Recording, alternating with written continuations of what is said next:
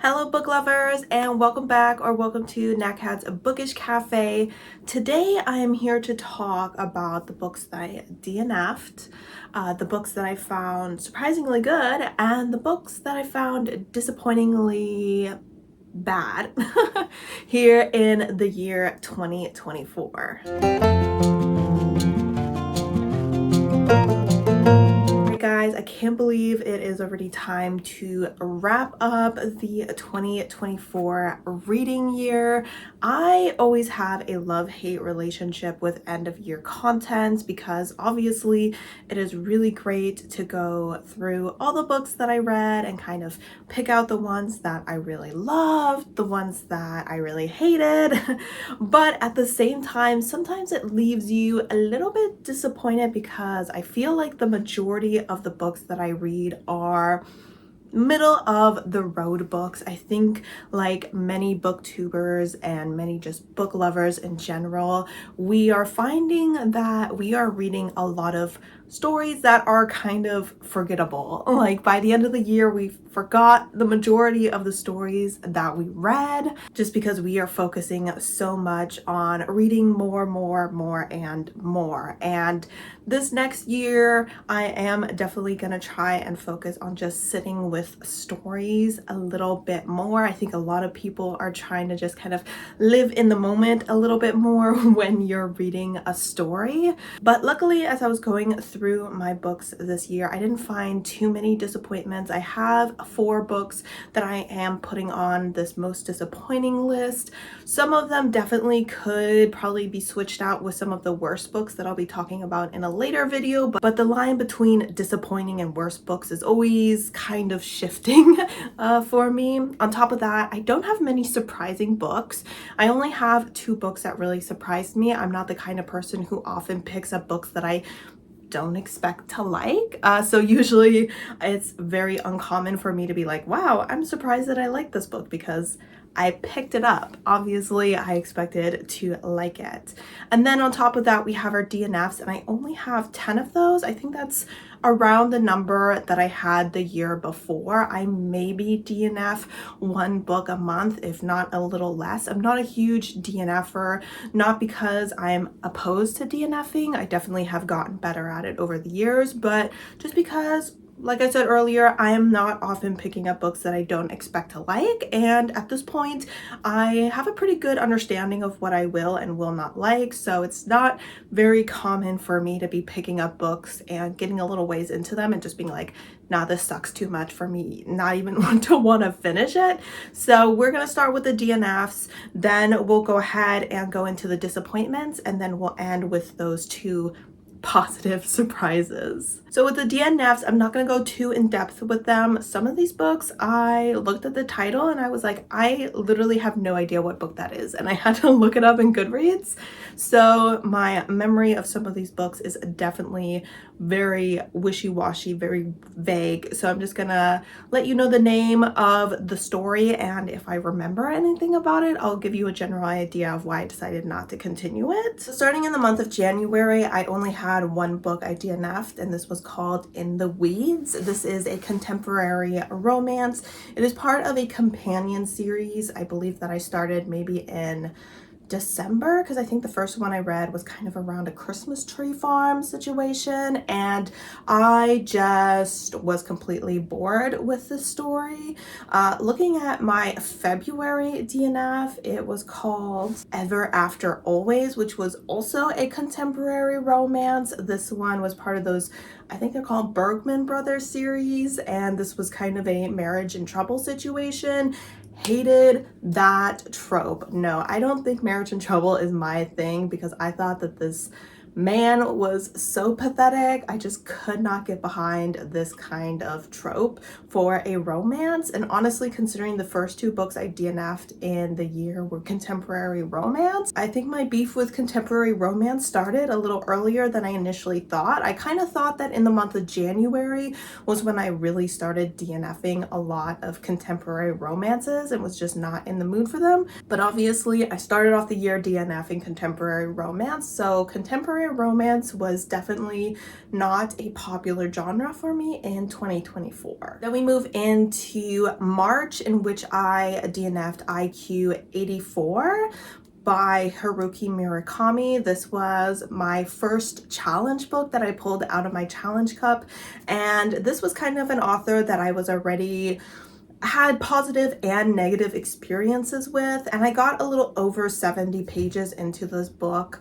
looked at the fact that it was over 900 pages long, and was like, no thank you. It was just really, it was the length that made me DNF it.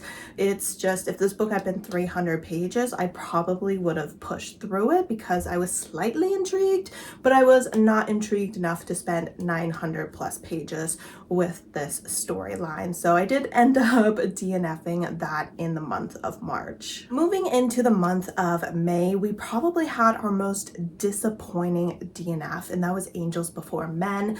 This was a book that I absolutely loved the cover of. In fact, I went and purchased a poster of the cover because I knew that I was gonna unhaul this book because I DNF'd it, but the art is so stunning that I was like, I need this art in my life. Unfortunately, it really was the writing style did not work for me whatsoever. So unfortunately, this is not an author I will be checking out again, despite the fact that I follow someone who's a big fan of this author. And so I'm constantly being bombarded with the beauty that is the cover of their books that they publish. And I'm like, unfortunately, I just don't like your writing, so I'll just have to enjoy the art from a distance. But yes, this was a queer retelling of The Fall of Lucifer, which honestly sounded so amazing to me, but the writing style was just a big for me personally, so I did have to DNF it. Moving into the month of June, we have Outdrawn. This was another contemporary romance. This one was sapphic,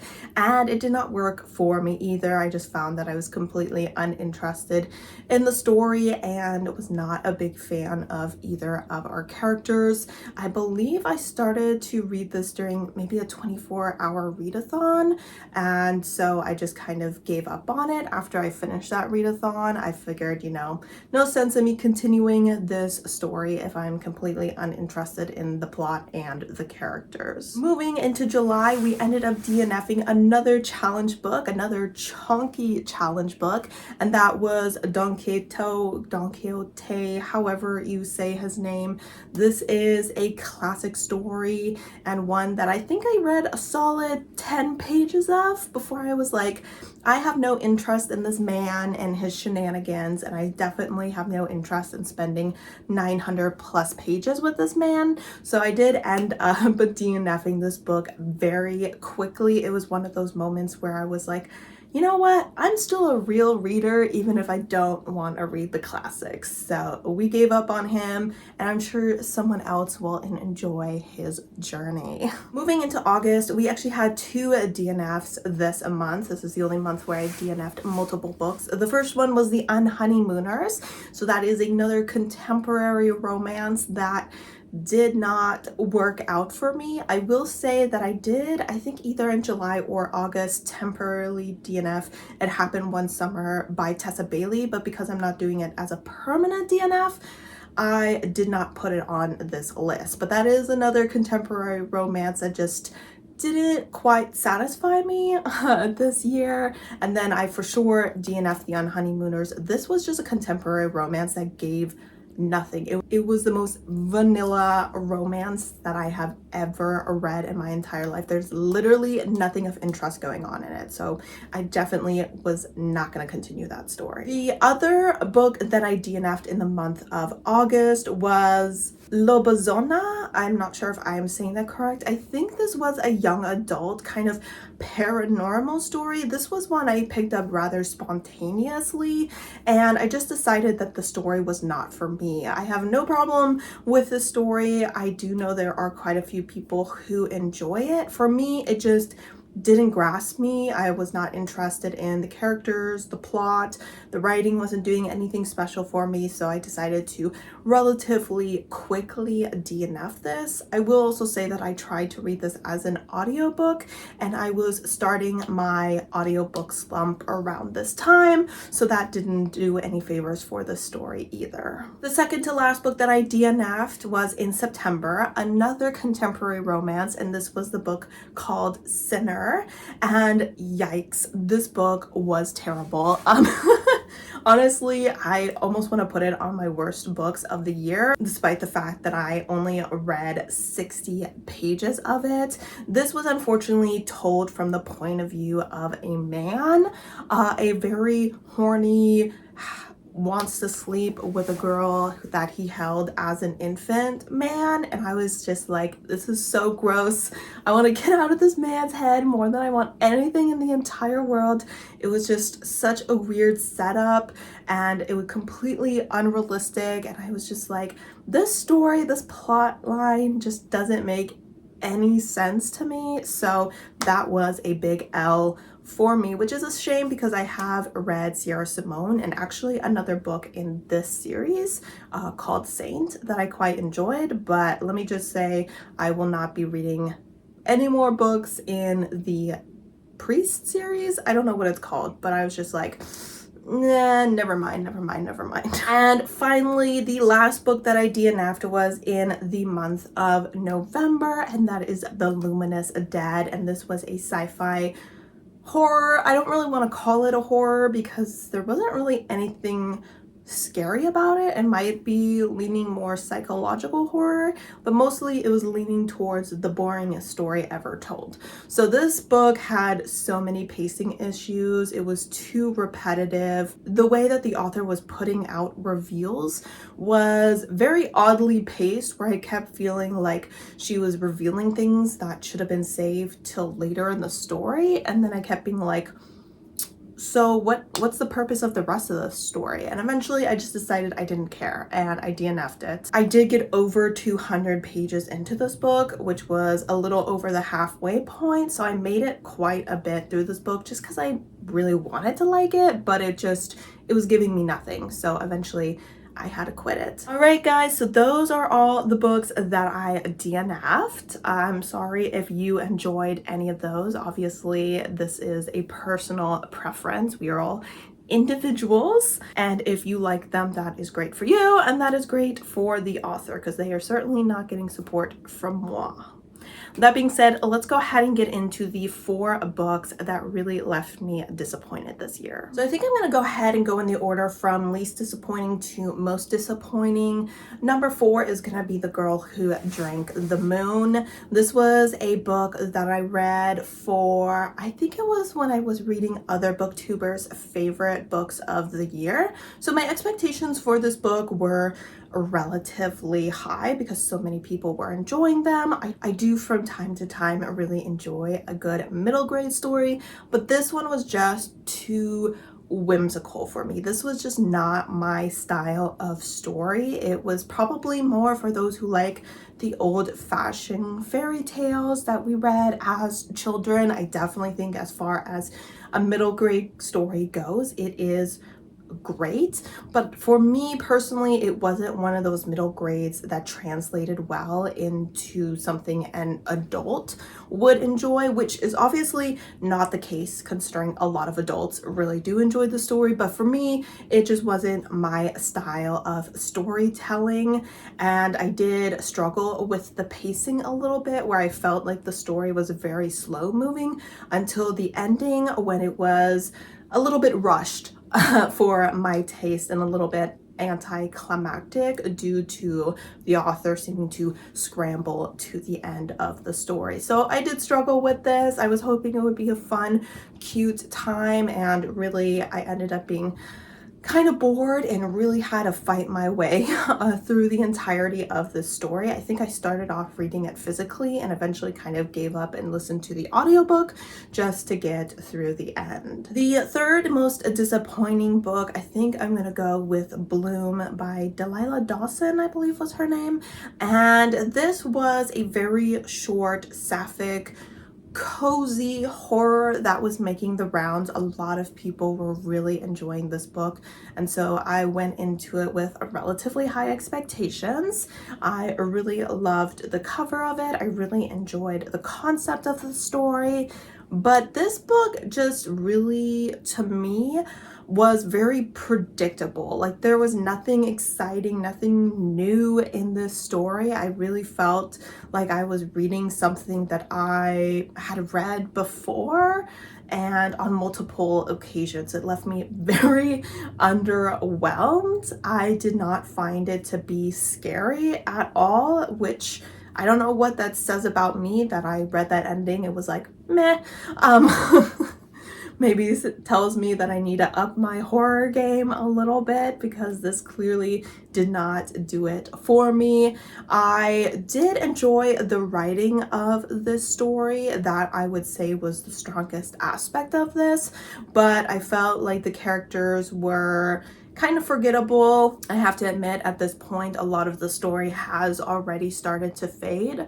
So considering how short the story was, I was really hoping that it would have like a quick, hard punch, but it really kind of was a bland story and left me wanting for a lot more. Up next, we have the second most disappointing book of the year, and that is going to be The Deep by Rivers Solomon. This is another short story. I feel like someone who says I don't love short stories, I still go into them with, you know, semi-high expectations, especially with Rivers Solomon. This is an author that I've heard amazing things about, and I do have another book by them, so I definitely will be giving them another try. But I was really hoping that this story would just make me feel something. It would just have me thinking and just craving discussion, and really it just kind of left me confused and a little bit underwhelmed. Part of that could totally be me. The story went over my head. I don't for a second doubt that that is the case, that maybe I am the problem and not the author.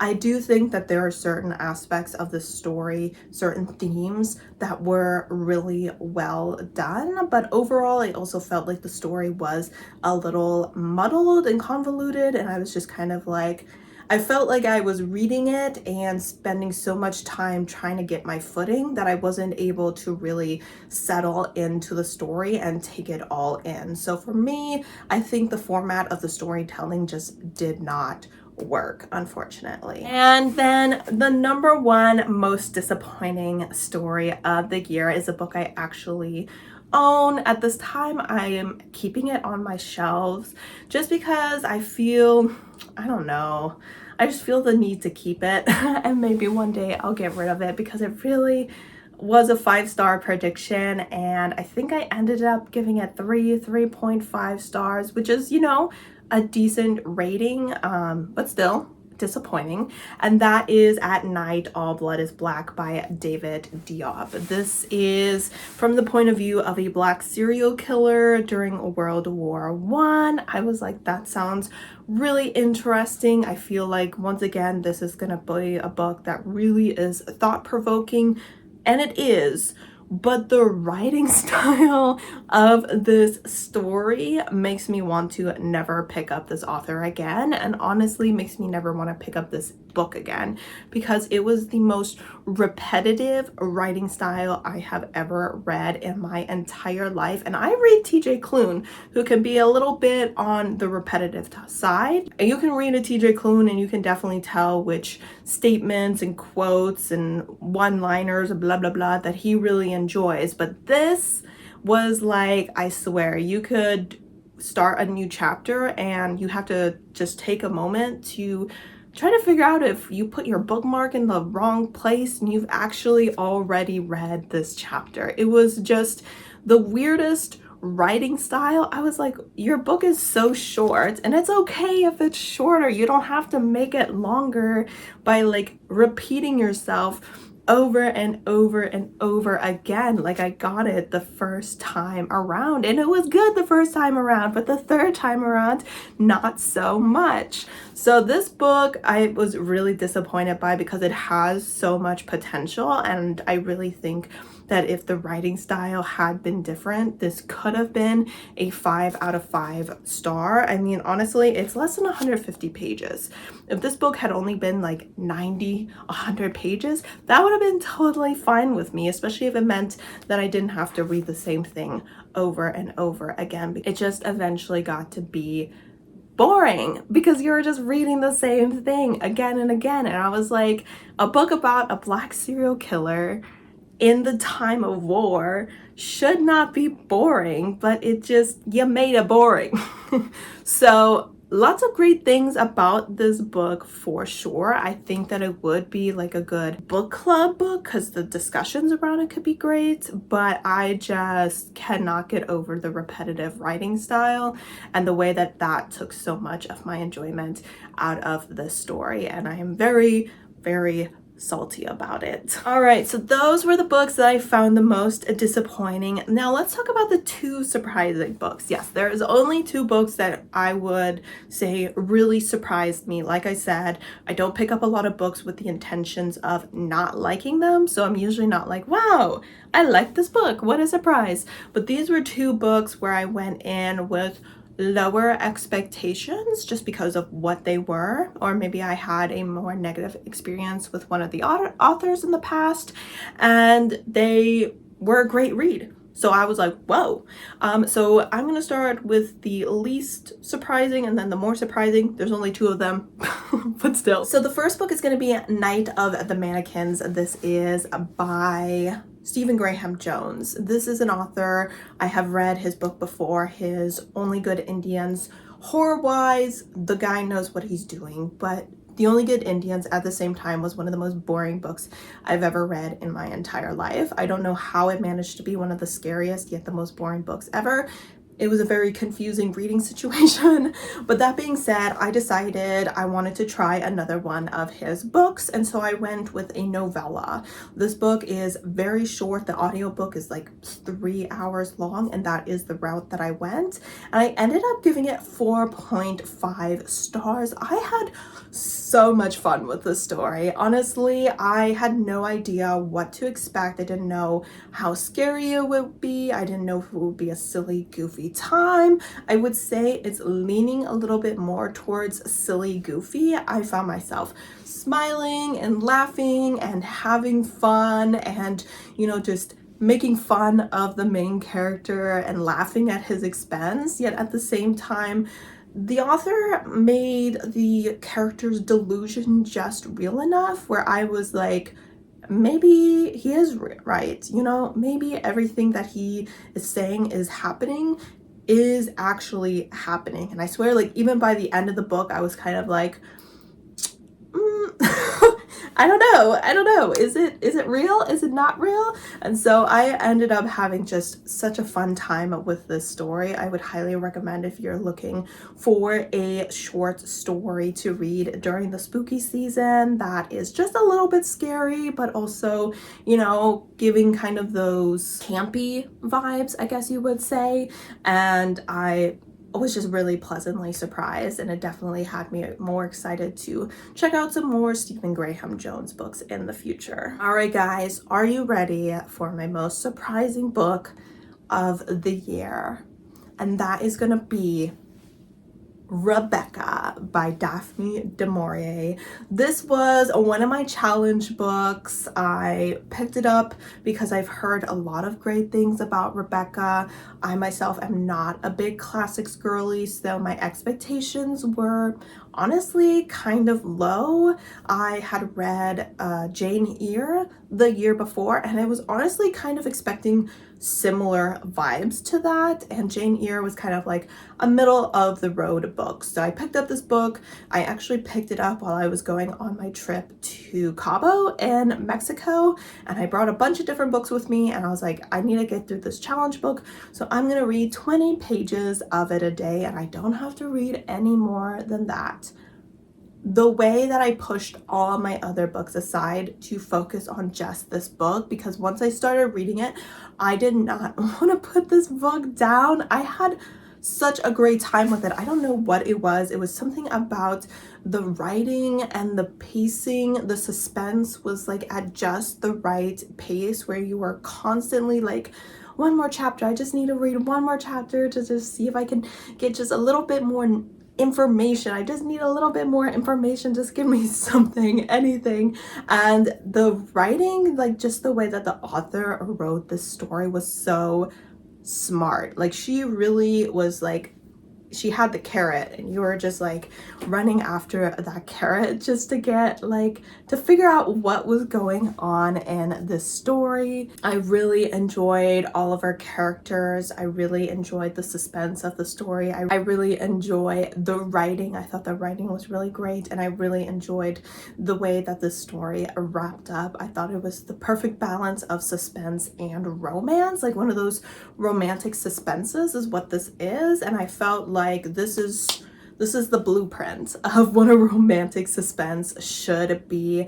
I was just absolutely addicted to this book from the very beginning, and I am so glad that I ended up putting it in my challenge cup, because otherwise I probably would have not gotten to it for quite a while. So everyone who hypes up this book, they know what they're talking about. Trust me, this book is well worth the read. All right, guys, so those are all the books I DNF'd, all the books that left me disappointed, and a couple books that left me pleasantly surprised. I would love to know what book disappointed you the most and what book surprised you the most this year.